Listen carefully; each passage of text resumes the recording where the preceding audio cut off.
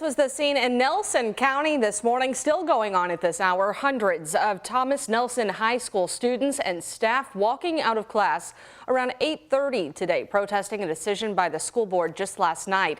The group seen off Highway 245, chanting and rallying support for their school. The Nelson County School Board approved to continue on with a plan to merge the county's two high schools, sending those students from Thomas Nelson into Nelson County High School. The board voted 3-2 to continue developing the superintendent's plan on that, which would close the 10-year-old Thomas Nelson High School, one of the district's newest buildings. But as we look across our district, we have hundreds of empty seats.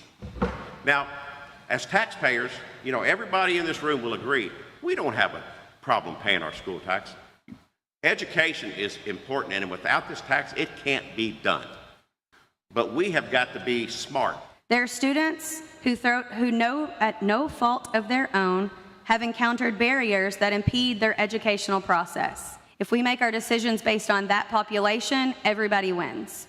Now, this conflict dates back years. At a fiery board meeting back in January, dozens of parents, students, and educators and alumni even pushed back against this plan.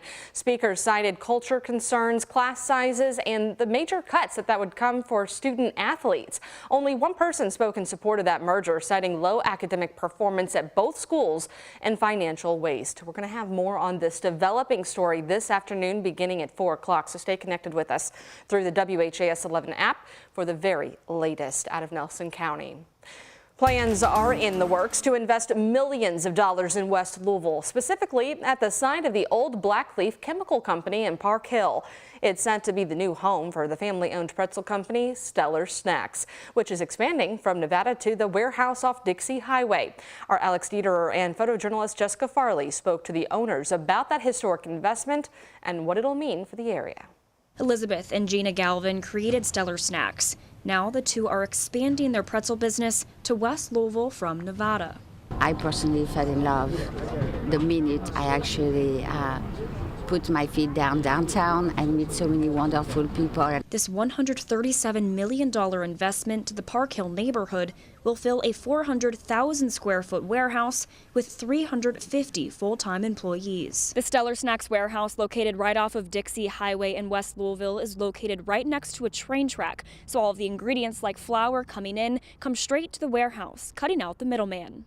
And instead will prioritize hiring people from the area it will serve. High quality, high paying jobs come to West Louisville so that everyone in our city and in our state has an opportunity to succeed and to leave legacy and wealth for their families. A day of true celebration for what the business will bring to 350 families. We've seen our community spirit shine brightly through good times and through challenging times. But today we all come together to celebrate a beacon of opportunity. Prayers now being answered for Elizabeth and Gina and all their new Park Hill neighbors. In Louisville, Alex Dieterer, WHAS11 on your side. Back in 2011, the EPA identified the former Old Blackleaf Chemical Company for a Superfund cleanup. The pesticide manufacturing company operated in Park Hill from 1930 until 1970.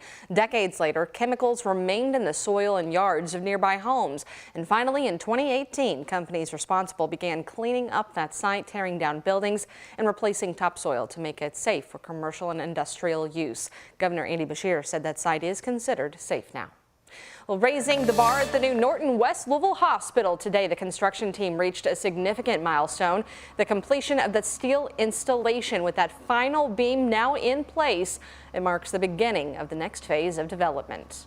What we must do now is apply that rigor, that enthusiasm, that commitment to growing and participating in the economy of West Louisville, because that's how we change the game.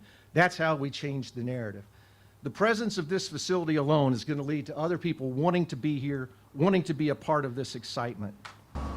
The topping off ceremony also recognized the life of Jessica Barr, a longtime Norton healthcare construction team member who passed away in August. She and her family were passionate supporters of Norton West Louisville Hospital.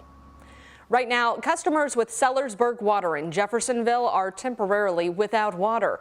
According to the town of Sellersburg, a valve on Allison Lane failed, and due to the location, the only way crews could fix that valve was to shut off service. On your screen, you can see the red areas where residents are affected at the moment. Crews say this will only last a couple of hours, but once service is reestablished, you'll need to be on a precautionary boil water advisory. Those affected have been notified. 1, 2, 3, throw! The city of Charlestown, Indiana, getting ready for future growth. Tuesday, the city broke ground on a new water reclamation facility. The plant will help convert wastewater into water that can be repurposed for farming or industrial needs. Grants and special funding will pay for a majority of the project, which Mayor Treva Hodges says is necessary for the city's future. Was that if you don't have adequate infrastructure in place, then you will not grow smartly.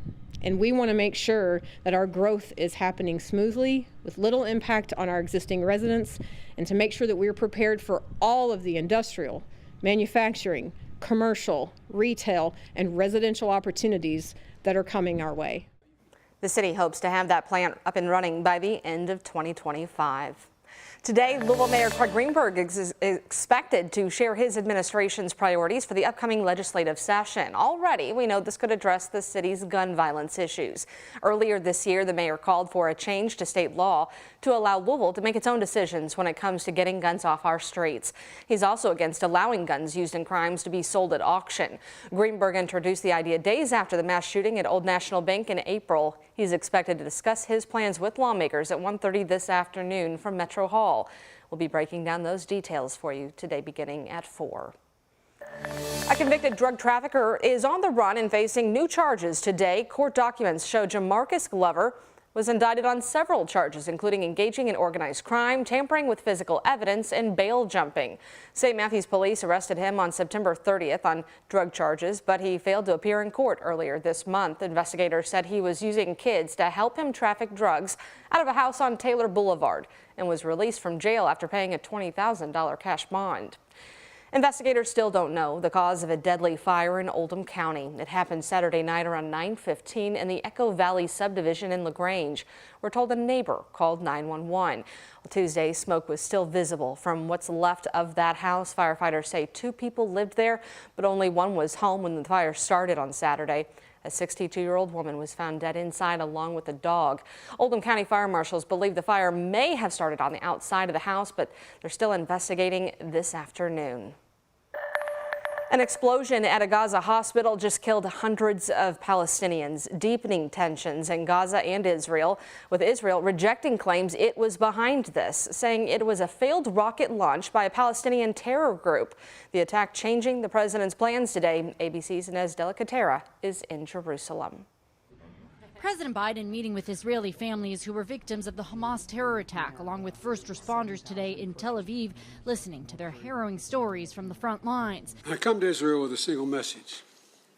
You're not alone. The president speaking from Israel after also meeting with Israeli Prime Minister Benjamin Netanyahu, the two hugging as Biden stepped off of Air Force One upon landing in Israel, expressing support for each other. The world will know that Israel is stronger than ever.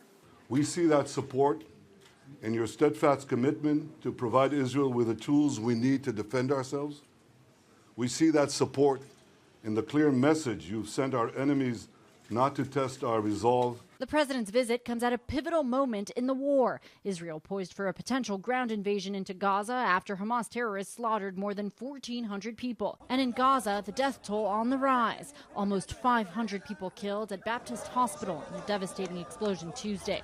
Israel Defense Forces blaming a misfired rocket from another terror group, Islamic Jihad. But Palestinian officials claim it was an Israeli airstrike. I was outraged and saddened by the enormous loss of life yesterday in the hospital in Gaza. Based on the information we have seen to date, it appears the result of an errant rocket fired by a terrorist group in Gaza. The hospital tragedy was in an area Israel urged Palestinians to evacuate from. But no matter the reality of who was responsible, protests against Israel have erupted around the Arab and Muslim worlds outside American and Israeli embassies. Palestinian leader Mahmoud Abbas canceling his meeting with Biden and the leaders of Jordan and Egypt, declaring 3 days of mourning. Israel urging Palestinians in Gaza to head even further south to an area they say will be safe and where they will receive critical supplies. As the humanitarian crisis there continues to grow, food, water, and fuel all running out. Today, I'm also announcing $100 million in new U.S. funding for humanitarian assistance in both Gaza and the West Bank.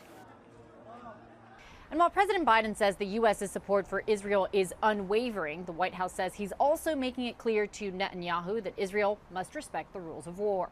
Inez de la Cuetara, ABC News, Tel Aviv.